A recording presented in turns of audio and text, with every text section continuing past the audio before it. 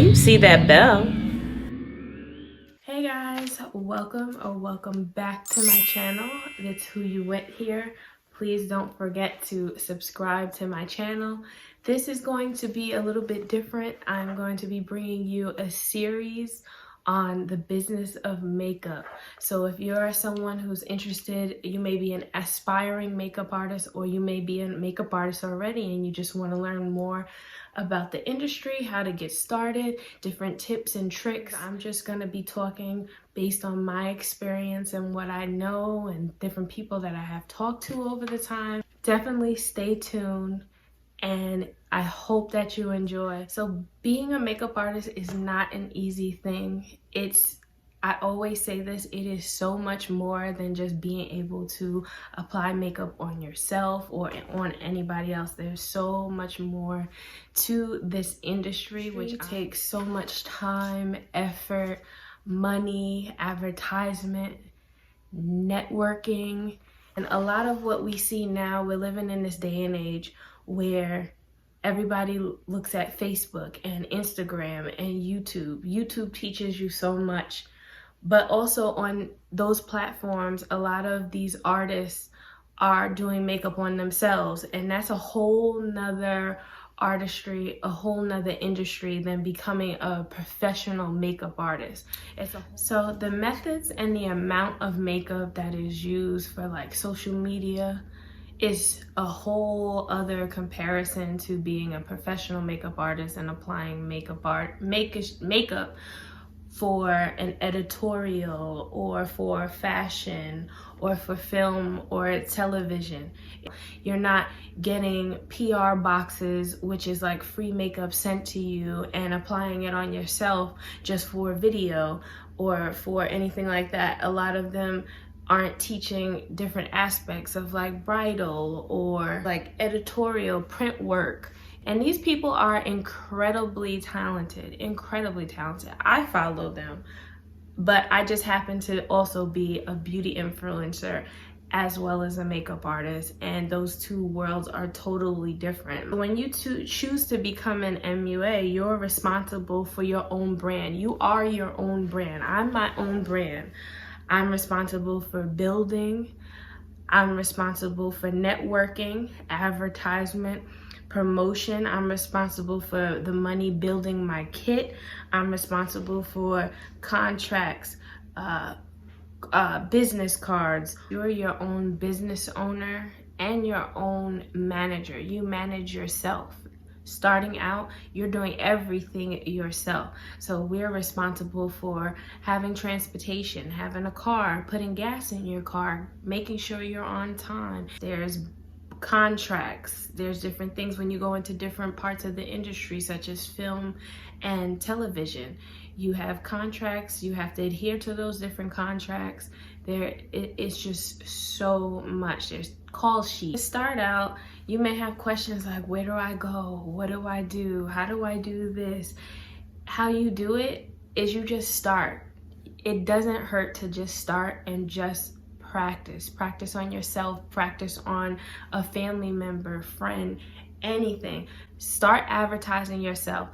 This is how you're able to gain your confidence. You have everybody that you see on social media, on YouTube, they're making tons of thousands of millions of dollars. They started somewhere. There's gonna be times in the industry where you're not always going to get paid, and you're definitely not always going to get paid what you may be worth or what you think you're worth. A way to get started is you can go to school. Not everyone says school is for them. I personally did go to makeup school. At starting out, you definitely want to research the school. You want to find out if it is affordable for you. It may not be affordable for you. These makeup courses and makeup schools to get licensed, whether it be esthetician, cosmetology, or just going to do a makeup course, there are different ways that you can do it. Or you can just start out and you can just be a self-taught makeup artist, and you can gain your clientele and different things just by literally starting from the bottom. I was self-taught, but I later on chose to actually go to school while working and doing a part-time job. You do not have to go to school. It is not a requirement.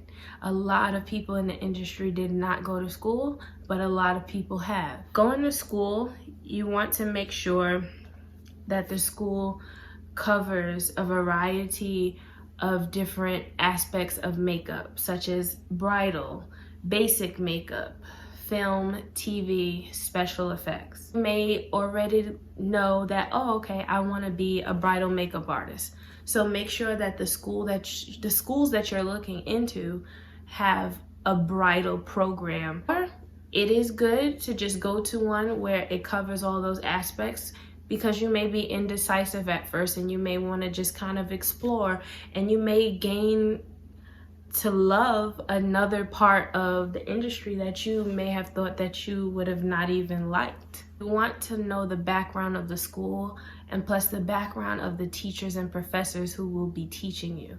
So if they're just a lazy professor who's been doing this for 15 years and they are not still working in the industry, or they haven't accomplished much, because you want to get the most out of it, and not just the most out of your money, but you want to get the best knowledge, and you want to soak in everything that you're learning. So there are so many other ways besides for school to start to become a makeup artist. We have social media, we have YouTube.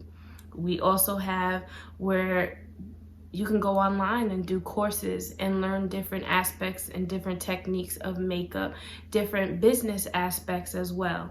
You also can sign up for different master classes. So many celebrity makeup artists and makeup artists are doing master classes.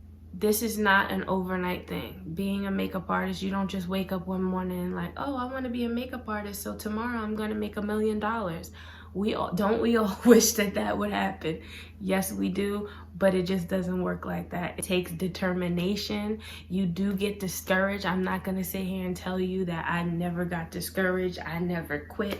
I never said, oh, I'm just gonna give up. I'm just gonna go and get me a regular job. I'm tired of this. And being a makeup artist is expensive. When you're working with different people, you are constantly using your makeup, so you have to replenish it as well. Some makeup artists that say, oh, you just wasted your money, or that person wasted their money, it's not worth it, you don't need that. Me personally, I already knew how to do makeup. I just wanted to learn different techniques. I wanted to get the more business aspect of it. I wanted to get more experience, that you get a head start on building your kit. Because included in your tuition is you get a full starter kit. So you get your brushes, you get your foundation, your powders. You get to work on actual people. And not just working on actual people, but other than yourself. You get to work on different ages, possibly. And that could be a part of the cons, because going to school, it may not be as diverse as you would think.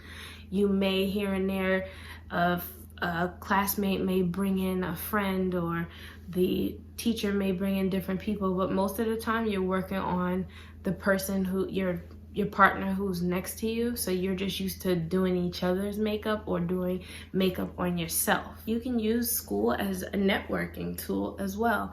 When you go to school, you meet your professors, and they're already in the industry. Mainly, most of them have been in there for years, and they have worked for different companies and brands, and they have opportunities that may arise. They may ask you to assist. You build these relationships, and this is why it is important to network and to talk. So if you're not a talker, you better get to talking, or this is just not the industry for you. Being a makeup artist has helped me come out of my shell so much, because I'm forced to actually talk to people and interact, because you can't be in someone's face every day, all day doing makeup, and never talk to them and engage with them. And I feel so comfortable, and I just love people, and I'm able to connect, and I'm able to learn from people from all different walks of life. In this business, it's all about word of mouth. If you do one person's makeup and they love it. They go to a wedding, then all of their family and friends are gonna be like, oh, who did your makeup? Oh, Whitney did your makeup? What's her number? Does she have a card? Does she have a website? Does she have a YouTube channel? Does she have an Instagram? Give me her Instagram.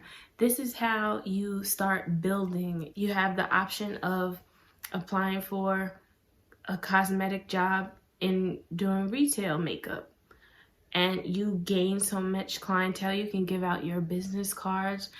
When I graduated school, I ended up quitting my job and I applied for MAC. And MAC taught me so much about dealing with people, number one, product placement, customer service, color theory. I got to play with all these different products and do it on different skin tones and skin types. And this is so essential to being a makeup artist. Whether you go to school or not, you need to practice. You need practice, you need repetition.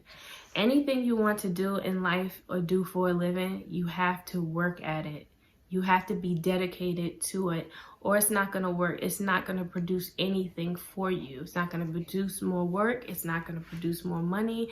You can't just think that you're going to wake up and the money's going to be there, or the clientele is going to be there, or that relationship with that brand is going to be there, because it's not enough. You have to network.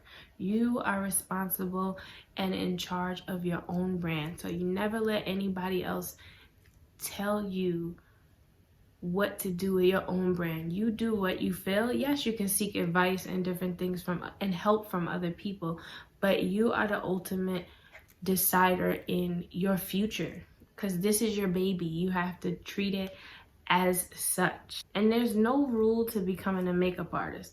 And you having a certificate from a makeup artist school or makeup school does not define you as a makeup artist.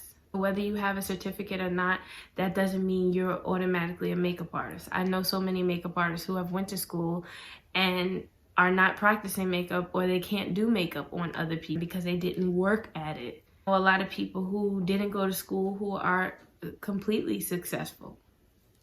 You have to want it, so you have to go out and get it.